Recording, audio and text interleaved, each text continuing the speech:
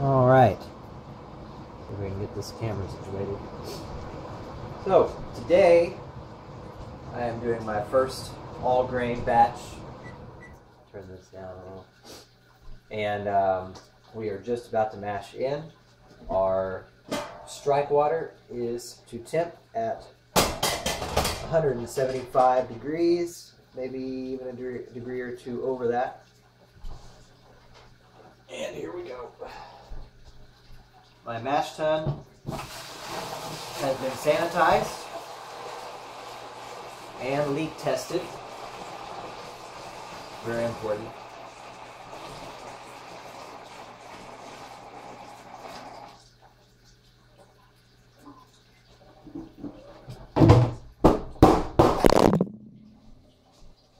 Just let that heat up a little bit. I know this isn't the best camera work, but I'm alone and all I have is my phone. So anyways, I got this 10-gallon Igloo cooler off of Amazon for like, I think it was like 30 bucks. It's really reasonable. Got the food grade brass ball valve, and mine actually came with the barb already attached. It's completely weldless, and I got a nipple that goes on the inside, food grade silicone seals, which then hooks to what they called a bazooka filter, which I also found on Amazon. The whole mash tun setup cost me maybe 50 bucks. It was really reasonable. So we'll let that heat up a little bit. And here are my grains. We are using Beersmith 2 to assist with calculations today. I'm a pretty experienced brewer. I'm not a pro by any means. I've been doing it for close to 2 years now, and I'm pretty confident in my calculations. But since it's my first all grain batch, I certainly wanted the help of Beersmith. So we'll set that there, see if I can get a good angle on this for the camera.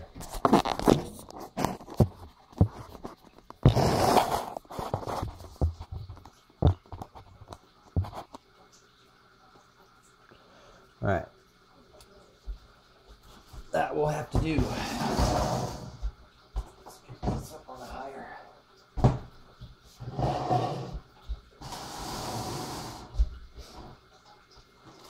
So my mash panel is sanitized. That's it for the moment. Whew, nice and hot.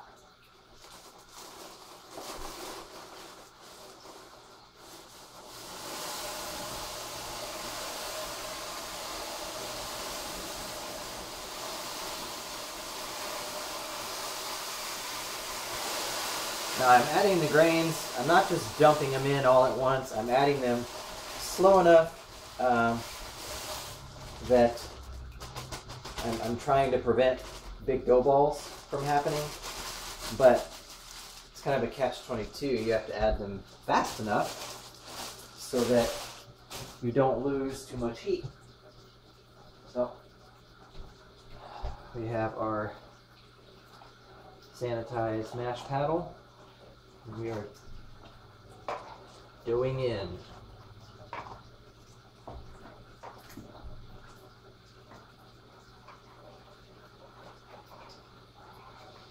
And already it smells just awesome. It's really nice.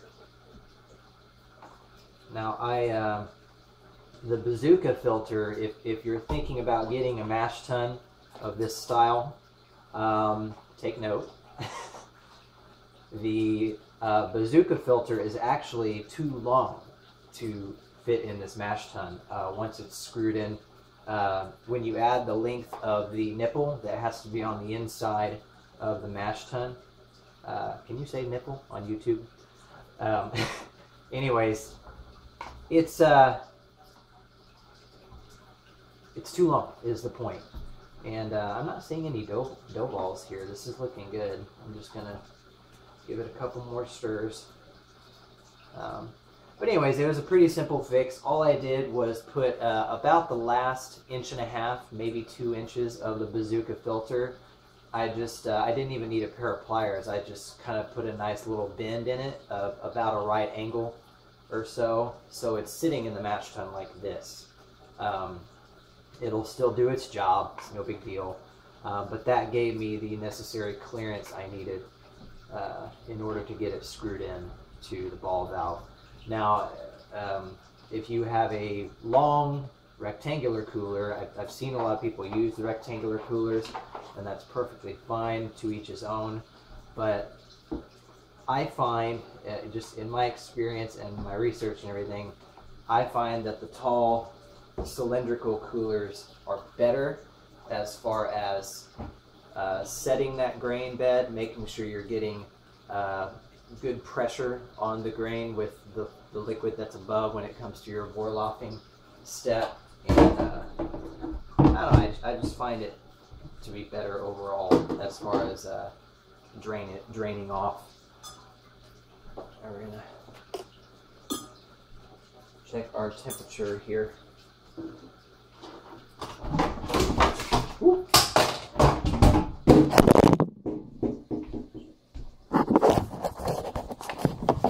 Alright guys, I know this is absolutely horrible camera work, but work with what you have.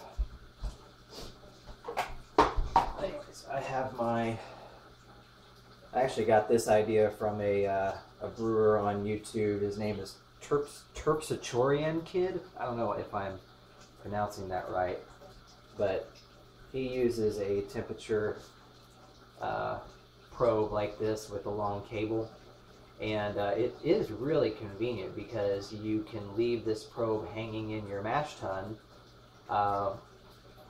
and leave this outside your mash tun so you can keep a constant watch on your mash.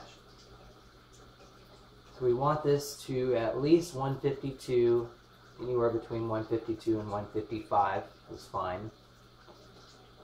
And it is climbing. The thing I don't like about this particular thermometer is that it climbs really slowly. It doesn't give you an instant readout.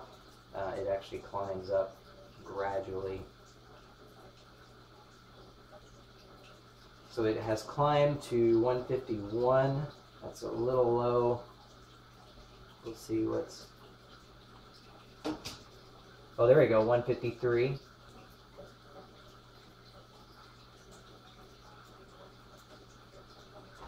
I'll give it a quick, one more little turn here, because there are going to be hot pockets and cold pockets. No, I'm actually going to whip out my fancier digital thermometer because it's much faster on the readout. It's pretty much instant. There we go. So we are reading 153.3, 154, 152.9, 152, 153.5. Okay, yeah, we're looking good, guys. So I don't want any more heat to escape from this. She's all nice and mixed up there.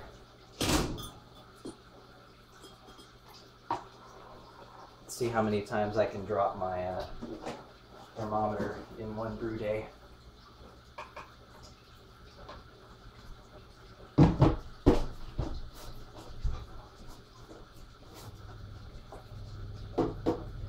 And there you have it. We'll let this bad boy sit for an hour, start the timer, and we'll go from there.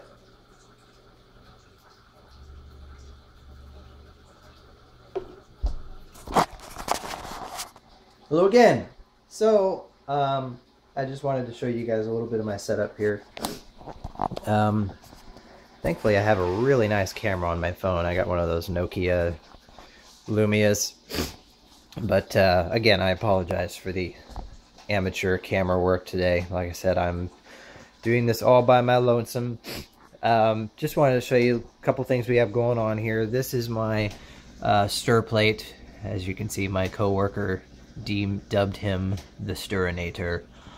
It's currently stirring. I actually already had this going for about 48 hours, and then I decided I was going to brew like on Monday or Tuesday this week, but there was just, I don't know how I ever thought I was going to do that on a weekday. So anyways, postponed brew day till Saturday morning, which is what I'm doing now. So this was after being active for 48 hours, I put it in the fridge. And now I've got it stirring back up, bringing it back up to room temperature for the brew day, and we'll pitch that when the time comes. Great yeast starter, worked out great. I built it myself. I am using a combination of Glacier reverse osmosis water. Now I'm not using all reverse osmosis water because it has all of the minerals filtered out of it, and some of those minerals and traces and stuff are actually quite important for yeast health and stuff like that. I won't get into all that, but I also got 2 gallons of spring water, which does have lots of good minerals and stuff like that. Anyways, I will also use some filtered tap water. So I'm kind of using a mixture of water. This is the first time I've done this, using a kind of a mixture like that, but it should turn out fine. You know, as they say, if it's good to drink, it's good to brew with. So as of right now, I'm heating up my sparge water. I'm heating up about 3 gallons because we did about 11.8 quarts, which is basically 3 gallons for the mash. Now, the grain, according to Beersmith, will probably absorb, what did it say? The grain will absorb 1.14 gallons, approximately. So, you know, let's say it absorbs 1 gallon, so that leaves me with 2 gallons. So I'm heating up 3 gallons of sparge water to give me a total volume of 5 gallons for my boil volume. Now I might bring that up to like 5.5 gallons once I've got this on my high pressure propane torch. You know, because you are going to lose some to evaporation. But the other thing that I like to do personally is these gallon jugs were sanitized before I took them to the store to get reverse osmosis refills.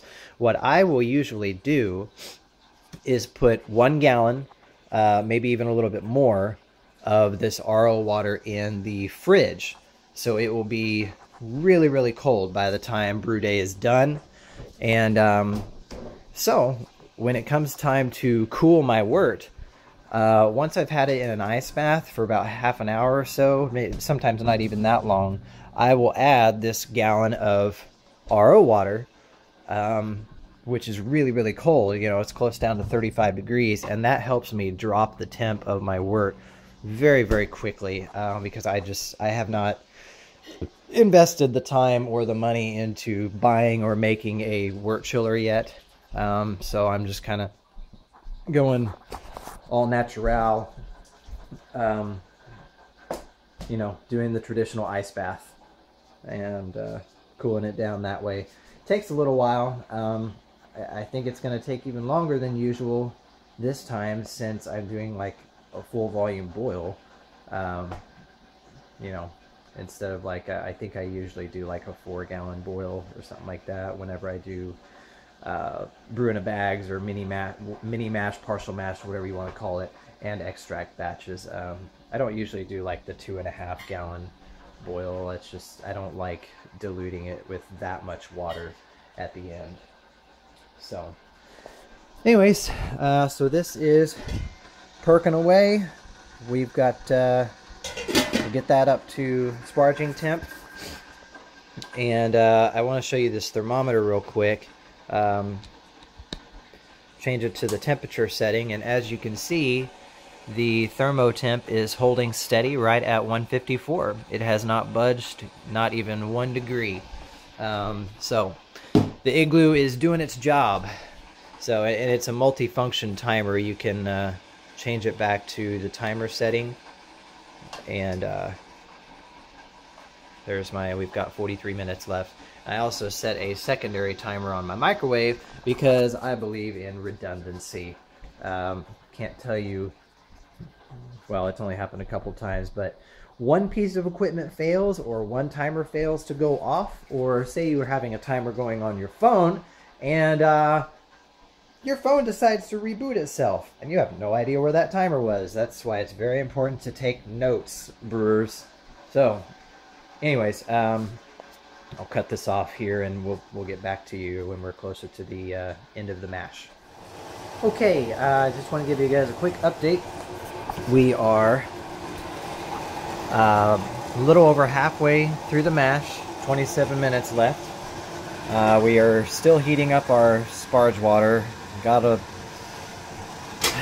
gotta love electric stoves, you know, it's just a piece of crap. But saves me a little propane. I can keep an eye on it without having to run outside and back inside.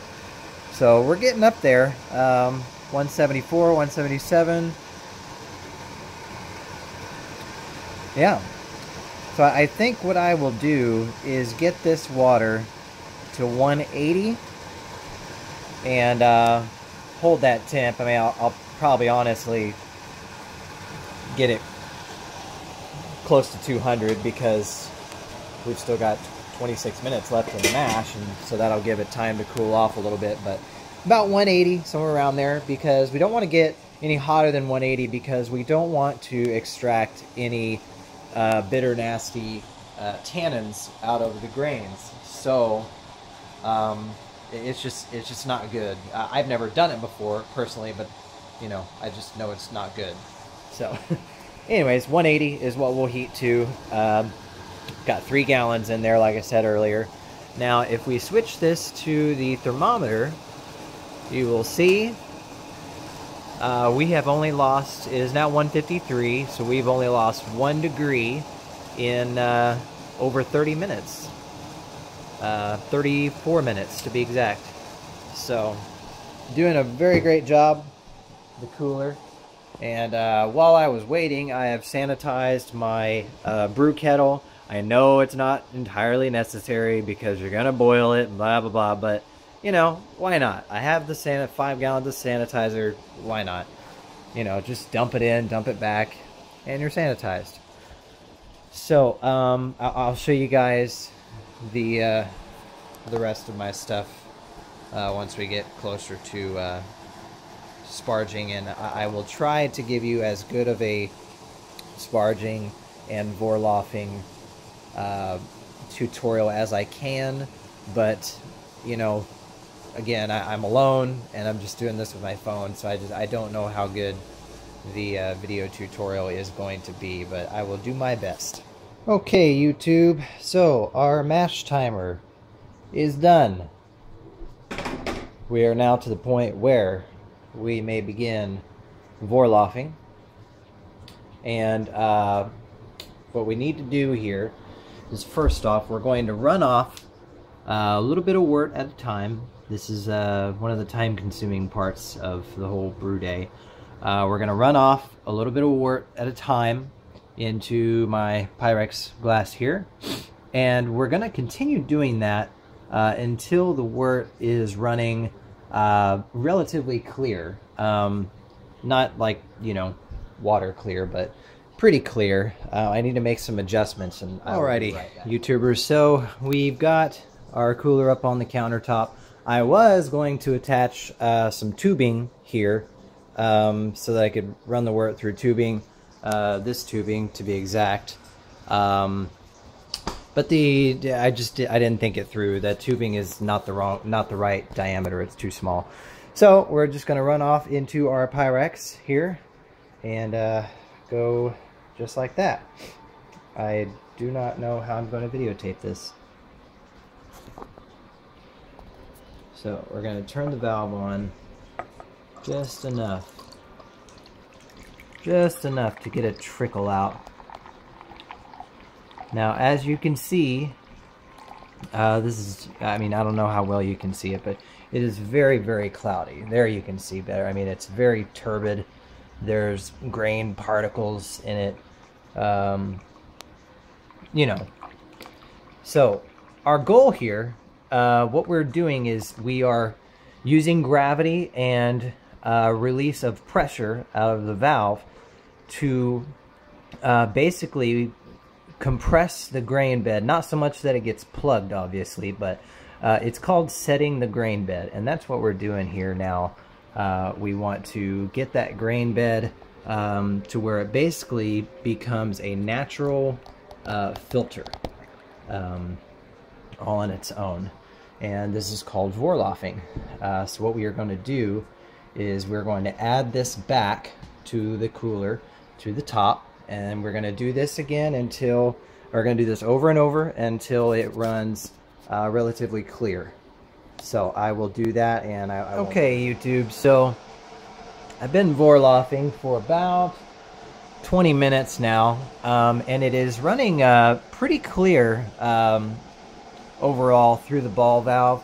It's still kind of turbid. Once it's you know, in the glass, it looks a little darker than you would think it should, but anyways, I'm gonna run off a little bit more here, and meanwhile I lost a little bit of temperature on my sparge water, so that's currently heating back up right now behind me there.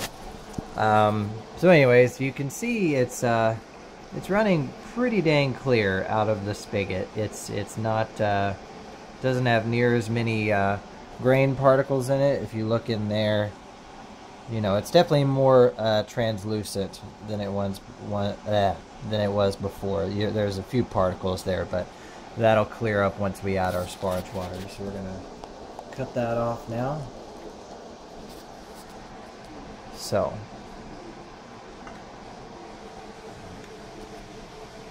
I'll hold that up to the light. I mean, it's not amazingly clear, but it should clear up more once we start vorloffing with all that hot sparge water. Actually, I should have already added the sparge water, to be honest. I kind of did this backwards. I was vorloffing before I added my sparge water. Just a bit of a brain fart, you know. I didn't think it through. I actually pulled up a video of Don Osborne on YouTube and was like, you know, how did he do his batch sparge? I just couldn't quite remember. And he actually added his sparge water immediately and then started vorloffing. So I kind of did it backwards, you know. Not a huge deal by any means. I'm still sitting right at about 151 in my mash tun. Have barely lost any temperature, all but a couple degrees. So we're doing just fine. Let's check our sparge water, because what we want to do is we want to do the mash out. So what that means is we're going to raise the temperature of the overall mash to about 170. So I'm heating this sparge water up to about 190, and I'm hoping, if my calculations are even remotely accurate, hopefully that will raise the entirety of the mash to about 170. So we're at about 190 right now.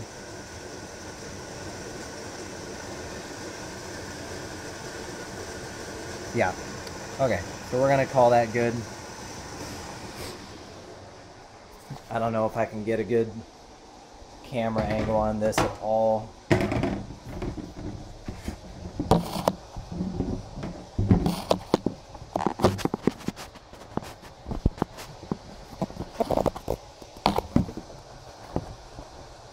There we go.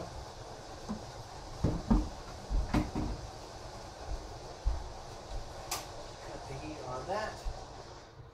Luckily these handles stay pretty cool. I'm gonna use this step stool.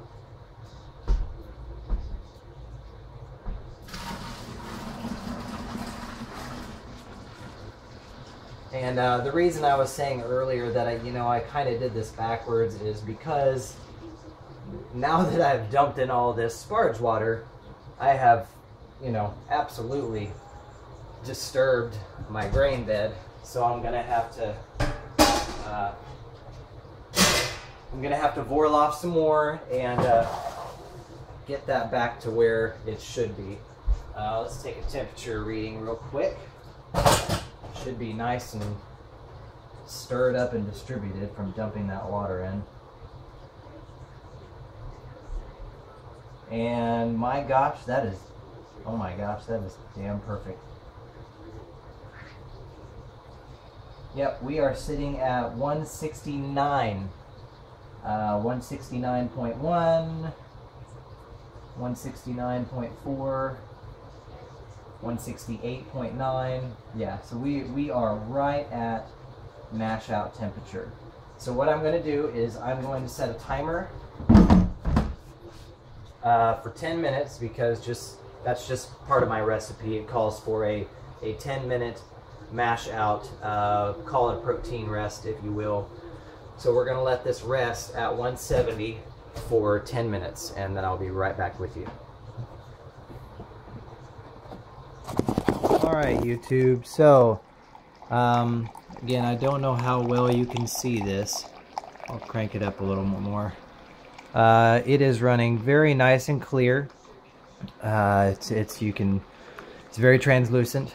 As I mentioned before, this is my kind of second time Vorloffing because the first time I started Vorloffing, like before I added my sparge water. So I dumped in my sparge water, I did a mash out protein rest for 10 minutes, and I've been doing this Vorloffing. I wish I had a larger cup. This is only half a quart. I need like a 1 quart or 2 quart. This would go a little faster. But anyway, so the lid off there.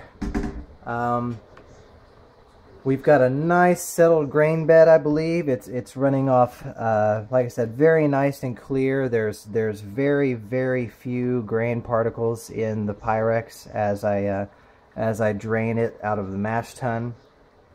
So what we are going to do is I'm going to put the lid back on here. And I've got my probe sitting in there just so I can keep track of my temperature. And as you can see, we've only lost a couple degrees. It's at 162. And of course, there could be hotter pockets down inside there as well. So what we're going to do real quick is we're going to take a refract reading to make sure that we are at a proper pre-boil gravity. Now the final, the original gravity, I should say, expected from this recipe. We're going to do one more boil off here just for fun.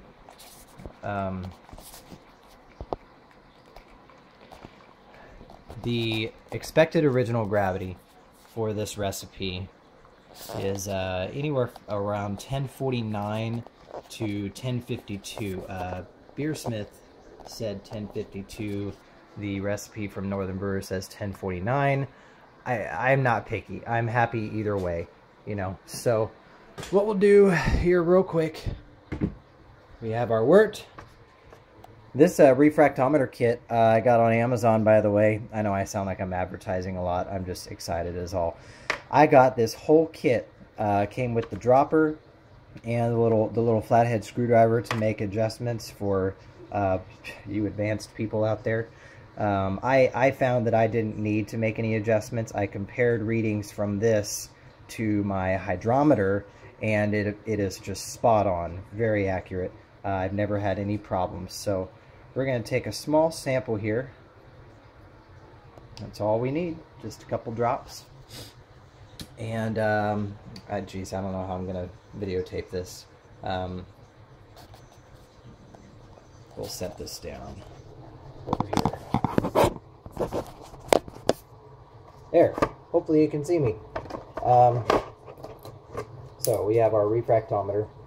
We're just going to get a couple drops of wort here.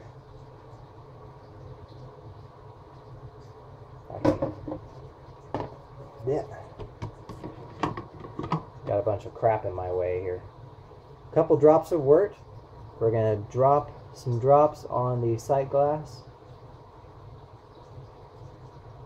Oh, and anyways, as I was saying earlier, the recipe the original gravity should be around 1049 to 1052. So being that we have a much larger volume of water than we are going to have when we finish the boil, obviously the sugar to water ratio is much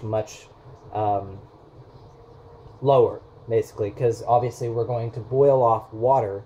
The more water you boil off, the more sugar is going to be left in your brew kettle.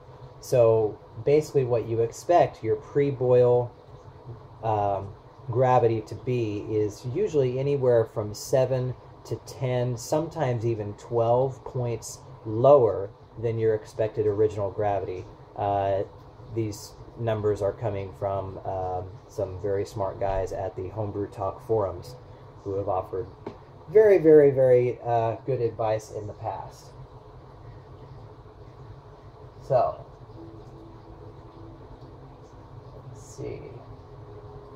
Now again, geez, that's a little higher than I expected, which I guess is not a bad thing.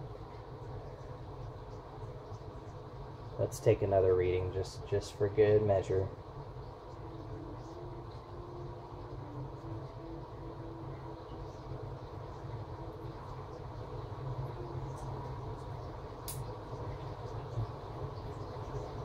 Yep, it is not moving.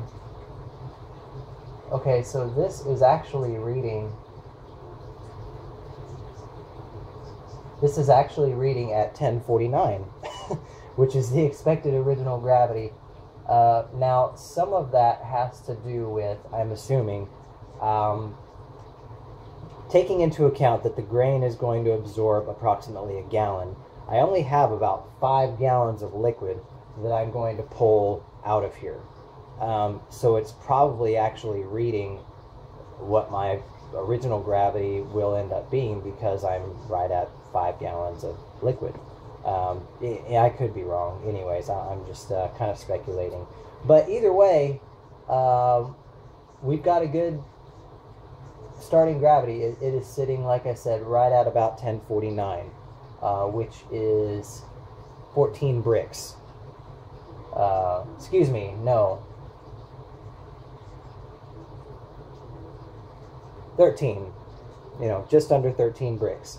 So I will begin vorloffing into the brew kettle, and we'll pick up there. Excuse me. Alright, YouTube, so we are on the boil kettle. It is looking beautiful. Very nice. Again, this is a Bavarian Hefeweizen. It looks a little dark for a Hefeweizen, but these beers always look much darker in the boil and in the pre-fermentation stages than when they finish up. So it's a little darker than you would expect. Scoop a little up into the spoon, though. It's a nice golden color. So, finished off the Vorloff. It's running real nice and clear. My pre-boil gravity was quite a little bit higher than I expected it to be. It was right at where my final, or I guess you would call it original gravity, is supposed to be. So I don't know if that just has to do with my volumes that was in my mash tun, or maybe I was just ridiculously efficient. I really don't know, but needless to say, I'm not worried about hitting my target gravity. So we'll get back to you once this gets up to a rolling boil. Alrighty, we are close to a boil. It's about 210, not quite there, and as you see, we've got tons of foam and proteins that need to be reabsorbed. So anyways, we'll just wait for that hot break to happen, and then we'll start our 60-minute timer and add our 1 ounce addition of Tettnang hops. And for this particular Bavarian Hefeweizen, that is the only addition during this boil. So this is a quite easy recipe. So we'll get back when we get there. So this is my Bavarian Hefeweizen, which I brewed yesterday, actually, this Saturday. Today's Sunday. And as you can see, it is insanity in there. Well, I can focus on that, but just a huge, nasty head of Hefeweizen on top. It's pushing foam and junk all the way up through the tube. And this, I actually just replaced the sanitizer. This was just like up to here and just all gross, brown, and nasty. So I put some fresh sanitizer in it. And yeah, sitting real stable around 67, 68 degrees there. And yeah, pretty awesome. And see if you can hear that.